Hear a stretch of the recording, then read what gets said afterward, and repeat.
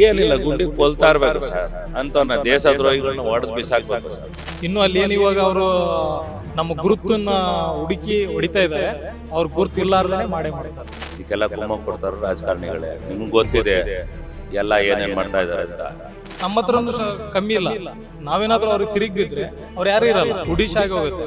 First ಆ ರಾಜಕೀಯದವರು ಅದು ಕುಮ್ಮ ಕೊಡೋರ್ನ first ಅವ್ರು ನೋಡಿಬೇಕು ಸರ್. ಕಾಶ್ಮೀರ ಅಲ್ಲ, ಕಾಶ್ಮೀರಲ್ಲಿ ಇರೋರು ಅವ್ರು ಏನ್ ಅಂತೀವಲ್ಲ ಆ ಜನಾಂಗನೇ ಇರಲ್ಲ. ಧರ್ಮ ಕಾಪಾಡಬೇಕಂದ್ರೆ ಧರ್ಮಪಾಲಕ ಇರಬೇಕು. ನಮ್ಮ ಧರ್ಮಪಾಲಕ ಮೋದಿನೇ.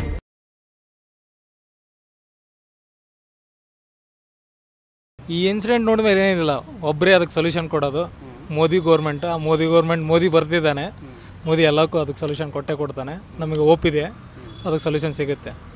ಅದು ನಮ್ಮದು ಯಾವಾಗಲೂ ಇದಿದೆ, ಧರ್ಮ ಕಾಪಾಡಬೇಕಂದ್ರೆ ಧರ್ಮಪಾಲಕ ಇರಬೇಕು. ನಮ್ಮ ಧರ್ಮಪಾಲಕ ಮೋದಿನೇ ಬಂದೇ ಬರ್ತಾನೆ. ಅಲ್ಲೇನು ಆಳ್ವಿಕೆ ನಡೀತಿದೆ ಇವಾಗ, ಆ ಆಳ್ವಿಕೆನೆಲ್ಲ ಕಿತ್ತಾಕಿ ಅದು ಮತ್ತೆ ಆ ಕಾಶ್ಮೀರ ನಮ್ಮ ಕೈಯಾಗಿ ಬರುತ್ತೆ. ಇದೇ ನಮ್ಮ ಕೈಯಲ್ಲೇ ಇದೆ, ಬಟ್ ಅದಕ್ಕೆ ಏನು ಸೊಲ್ಯೂಷನ್ ಬೇಕು, ಅದಕ್ಕೆ ಏನು ಸ್ಟ್ರಿಕ್ಟ್ ಆ್ಯಕ್ಷನ್ಸ್ ಬೇಕು, ಮೋದಿ ತಂದೆ ತರ್ತಾರೆ 100%. ಇನ್ನೂ ಬೆಟರ್ ಆಗುತ್ತೆ.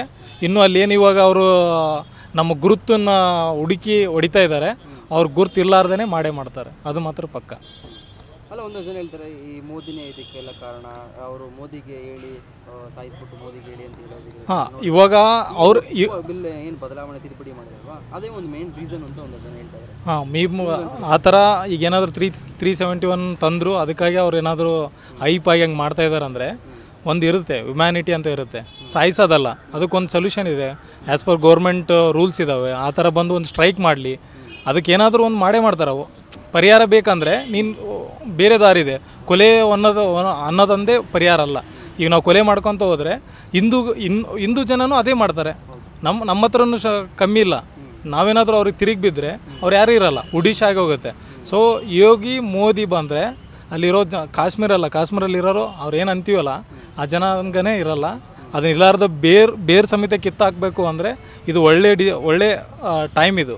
ಸೊ ಮೋದಿ ಅವ್ರ ಪವರ್ ಮತ್ತೆ ತೋರಿಸಿ ಮತ್ತೆ ನೆಕ್ಸ್ಟ್ ಅವ್ರ ಸರ್ಕಾರ ಬರಬೇಕಂದ್ರೆ ಅಲ್ಲಿ ಕಾಶ್ಮೀರದಲ್ಲಿ ಮತ್ತೆ ಇಂಥ ಘಟನೆಗಳು ನಡಿಬಾರ್ದು. ಅದಕ್ಕೊಂದು ಪವರ್ಫುಲ್ ಪರ್ಸನ್ ಬೇಕಂದರೆ ಇದೇ ಮೋದಿನೇ ಪವರ್ಫುಲ್ ಪರ್ಸನ್.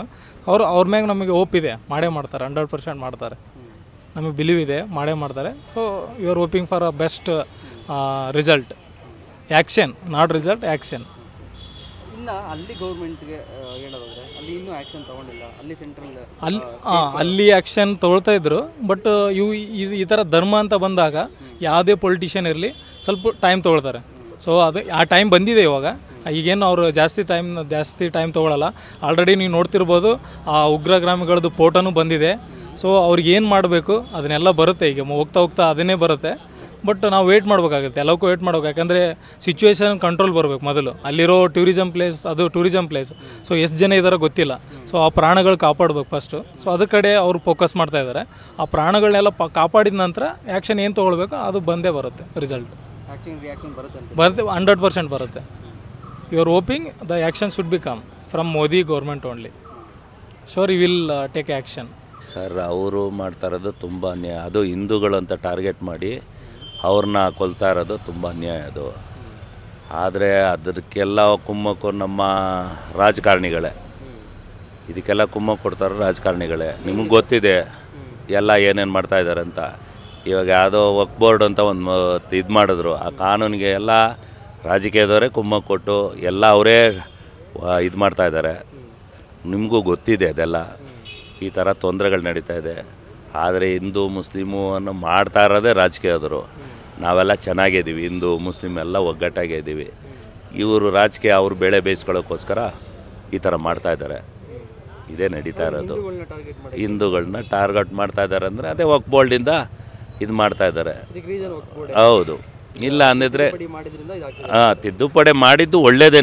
ಅವ್ರಿಗೋಸ್ಕರನೇ ಮಾಡಿರೋದು. ಅದು ಬಡವರಿಗೆಲ್ಲ ಒಳ್ಳೇದಾಗಲಿ ಅಂತಲೇ ಮಾಡಿರೋದು. ಎಲ್ಲ ಒಬ್ಬೊಬ್ರು 100 ಎಕರೆ 200 ಎಕರೆ ಕಾಂಪೌಂಡ್ ಹಾಕ್ಕೊಂಡು ಇಟ್ಕೊಂಡು ಅದರಿಂದ ಪ್ರಯೋಜನ ಏನಿಲ್ಲ. ಯಾರು ದುಡಿತಾ ಇಲ್ಲ ಒಂದು ಮುಸ್ಲಿಮ್ಸ್ ಅವ್ರಿಗೆ ಇಲ್ಲದೆ ಇರೋರಿಗೇ ಎಲ್ಲರಿಗೂ ಸೈಟ್ ಮಾಡಿ ಬಡವ್ರಿಗೆ ಕೊಟ್ಟಿದ್ರೆ ಲೋನ್ ತಗೊಂಡು ಮನೆ ಕಟ್ಕೊಂಡು ಅವರು ಜೀವನ ಮಾಡೋರು. ಅಂಥವ್ರನ್ನ ಇದು ಮಾಡಿಬಿಟ್ಟು ಎಲ್ಲ ದೊಡ್ಡವರೇನೆ ಹಾಕ್ಕೊಂಡು 100 ಎಕರೆ 200 ಎಕರೆ ಹಾಕ್ಕೊಂಡು ಜಮೀನನ್ನ ಇದು ಮಾಡಿಕೊಂಡು ಅದರಿಂದ ಲಾಭ ಏನು ಹೇಳಿ? ಅಟ್ಲೀಸ್ಟ್ ಅವ್ರ ಸಮುದಾಯಕ್ಕೆ ಕೊಟ್ಟರೆ ಅವ್ರು ಬದುಕ್ತಾರೆ. ಅಟ್ಲೀಸ್ಟ್ ಒಂದು ಜಾಗ ಕೊಟ್ಟರೆ ಅವರು 100 ಜನಕ್ಕೆ ಏನೋ ಒಂದು ಆಶ್ರಯ ಆಗುತ್ತೆ, ಬದುಕಂತಾರೆ, ಏನೋ ಕೂಲಿನೋ ನಾಲಿನೋ ಮಾಡಿ ಅವರು ಜೀವನ ಮಾಡ್ಕೊತಾರೆ. ಅದಕ್ಕೂ ಅವರು ಇದು ಮಾಡ್ದಲ್ಲೇ ಎಲ್ಲ ರಾಜಕಾರಣಿಗಳೇ ಹಾಕ್ಕೊಂಡು ಎಲ್ಲ ಇದು ಮಾಡಿಕೊಂಡು ಎಲ್ಲ ಅನ್ಯಾಯ ಮಾಡ್ತಾಯಿದ್ದಾರೆ ಅಷ್ಟೇ. ಉದ್ದೇಶ ಅಷ್ಟೇ ಸರ್. ಇದರಲ್ಲಿ ಯಾರೇನು ಇದಿಲ್ಲ, ವಕ್ಬೋಲ್ಡ್ ಮಾಡಿರೋದು ತುಂಬ ಒಳ್ಳೆಯದು, ಬಡವ್ರಿಗೆ ತುಂಬ ಹೆಲ್ಪ್ ಆಗುತ್ತೆ. ನಮ್ಮ ಹಿಂದೂಗಳಿಗೆ ಬೇಡ, ಅಟ್ಲೀಸ್ಟು ಅವ್ರ ಜಾತಿಯವರಿಗೆ ಕೊಟ್ಟು, ಎಷ್ಟು ಬಡವರಿದ್ದಾರೆ, ಭಿಕ್ಷಾ ಬೇಡವರಿದ್ದಾರೆ, ಕೂಲಿ ಮಾಡೋರಿದ್ದಾರೆ, ಅವ್ರಿಗೆ 106 ಎಕರೆಯಲ್ಲಿ ಒಂದೊಂದು ಸೈಟ್ ಕೊಟ್ಟರೆ ಪಾಪ ಬದುಕಂತಾರೆ. ಅಲ್ಲವ್ರ ಕೊಡಲ್ಲ ಸರ್ ಅವರು. ಎಲ್ಲ ರಾಜಕೀಯದವರು ಎಲ್ಲ 100 ಎಕರೆ 200 ಎಕರೆ ಜಮೀನು ಮಾಡಿಕೊಂಡು ಬಡವ್ರಿಗೆ, ಮುಸ್ಲಿಮ್ಸವ್ರಿಗೆ ಕೊಡಲಿ, ಪಾಪ ಬಡವರು ಕೂಲಿ ಮಾಡೋರು ಕೊಡಲಿ. ಕೊಟ್ಟಾಗ ಅವ್ರೇನು ಮಾಡ್ತಾರೆ, ಒಂದು ಸೈಟ್ ಇದ್ದರೆ ಬೆಂಗಳೂರಲ್ಲಿ ಹೆಂಗೋ ಜೀವನ ಮಾಡ್ಕೊತಾರೆ, ಕೂಲಿ ಮಾಲಿ ಮಾಡಿಕೊಂಡು ಬದುಕಂತಾರೆ. ಇದು ತಪ್ಪು ಅವ್ರು ಮಾಡ್ತಾ ಇರೋದು.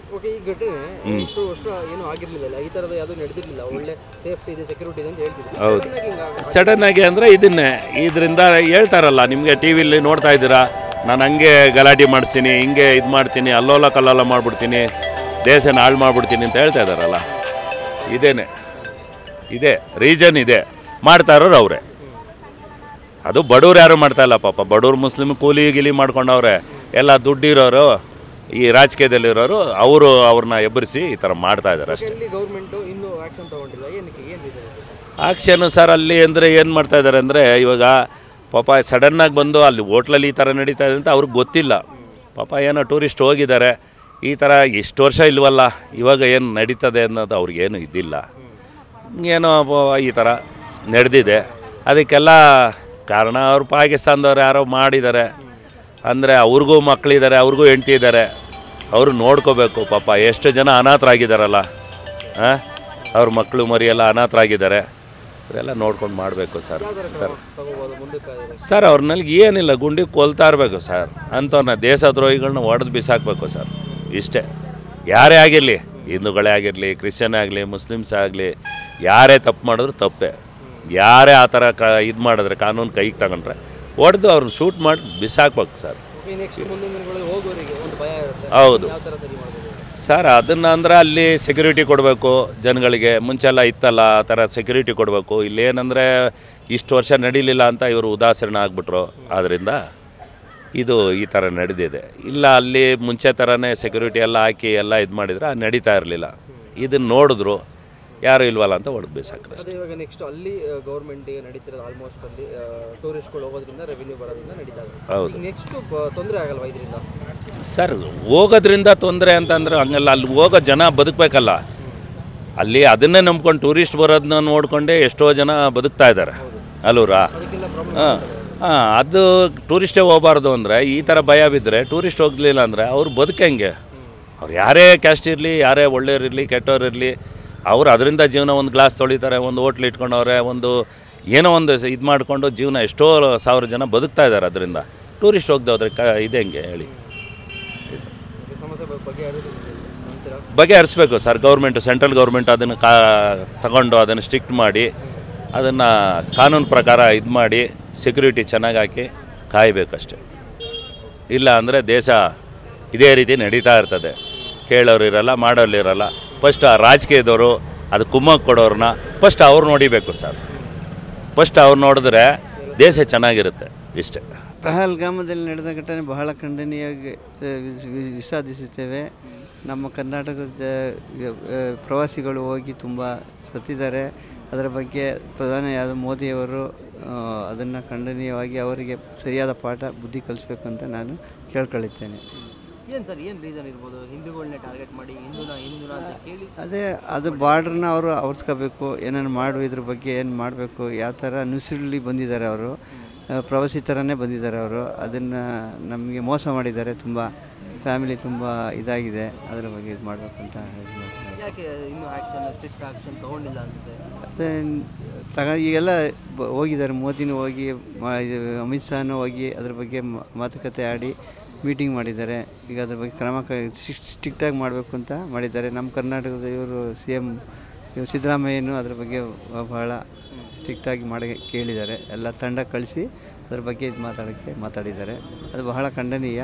ಯಾರೇ ಆಗಲಿ, ನಾವೇ ಆಗಲಿ, ಯಾರೇ ಆಗಲಿ ಅದ್ರ ಬಗ್ಗೆ ನಾವು ಹೋರಾಡಬೇಕು ಅಂತ ನಾನು ಕೇಳ್ಬೇಕು. ಇವಾಗ ನೆಕ್ಸ್ಟ್ ಅಲ್ಲಿಗೆ ಹೋಗೋರಿಗೆ ಒಂದು ಭಯ ಅನ್ನೋದಿರುತ್ತೆ, ಅದನ್ನ ಹಿಂಗೆ ಸರಿ ಮಾಡ್ತಾರೆ. ಅದನ್ನ ಈಗ ನಾವು ಮೋದಿ ಮೇಲೆ ಭರವಸೆ ಇದೆ ನಮಗೆ. ಮಾಡೇ ಮಾಡ್ತಾರೆ ಅಂತ ಅದು ಭಯ ಹೋಗ್ಬೇಕು ನಮಗೆ ಹೋಗುತ್ತೆ ಅವ್ರ ಬಗ್ಗೆ ನಮಗೆ ಭರವಸೆ ಇದೆ ತುಂಬ ಮಾಡೇ ಮಾಡ್ತಾರೆ ಅಂತ. ಸರಿ, ಇಷ್ಟು ಒಂದಷ್ಟು ವರ್ಷಗಳ ಸೆಕ್ಯೂರಿಟಿ ಚೆನ್ನಾಗಿದೆ, ಆ ಥರದ್ದೆಲ್ಲ ಏನು ಆಗ್ತಿಲ್ಲ ಅನ್ನೋದಕ್ಕೆ ಇಷ್ಟು ಜನ ಅಲ್ಲಿಗೆ ಪ್ರವಾಸಕ್ಕೆಂದು ಹೋಗ್ತಾ ಇದ್ರು. ಹೌದು, ಈ ಥರ ಘಟನೆ ನಡೆದಿರೋದ್ರಿಂದ ನೆಕ್ಸ್ಟ್ ಹೋಗೋರಿಗೆ ಒಂದು ಭಯ ಇರುತ್ತಲ್ಲ. ಹೌದು, ಭಯ ಇರುತ್ತೆ. ಅದನ್ನು ಹೋಗ್ಲಾಡಿಸ್ಬೇಕು ಇವಾಗ ಇವರು ಮೋದಿಯವರು, ಅಮಿತ್ ಶಾ ಅವರು ಅದನ್ನು ಕುರಿತು ಅದಾಗ ಮಾತಾಡಿ ನಮ್ಮ ತಂಡ ಕಳಿಸಿ ನಮ್ಮ ಇಂಡಿಯಾಗೆ ತುಂಬ ಇದರಿಂದ ಮಾಡಲಿ ಅಂತ ನಾವು ಅವರಲ್ಲೇ ಕೇಳ್ಕೊಂಡು ಇದು ಭಯ ಹೋಗ್ದಂಗೆ ಮಾಡಿ ಮತ್ತೆ ಹೋಗ್ಬೇಕು. ನಾವು ಅಲ್ಲಿ ಹೋಗಿ ಅದನ್ನ ಥರ ನೋಡ್ಕೊಂಬರ್ಬೇಕು ಅಂತ ನಾವು ಧೈರ್ಯ ಮಾಡಿ ಹೋಗ್ಬೇಕು ಅಷ್ಟೇ.